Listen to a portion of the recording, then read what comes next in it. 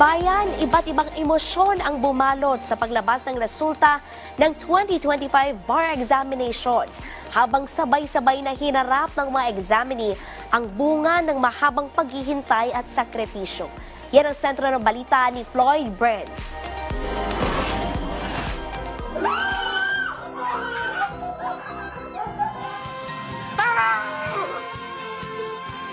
Luha, yakap at mga tahimik na dasal ang sumalubong sa paglabas ng resulta ng 2025 bar examinations habang sabay-sabay na hinarap ng mga examinee ang sandaling magtatakda ng kanilang kinabukasan.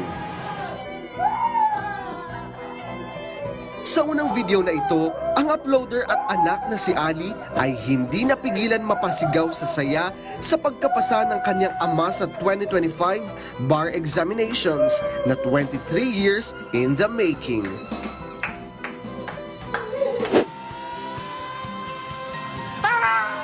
Emosyonal naman si Dana sa kanyang pagkapasa. Paano ba naman kasi, it's a dual achievement dahil pati ang kanyang fiancé pasado rin.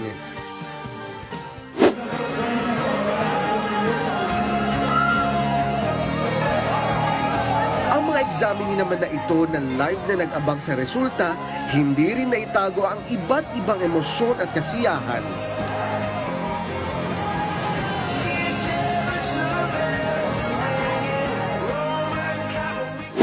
Napaiyak naman ang uploader na ito matapos malaman na pasado rin siya sa 2025 bar examination.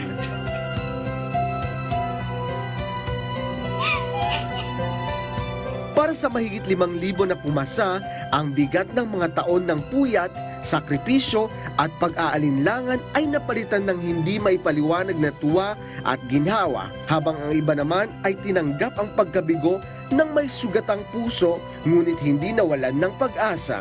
Ang bar exams ay naging kwento ng tibay ng loob, pananampalataya at mga pangarap na patuloy na lumalaban.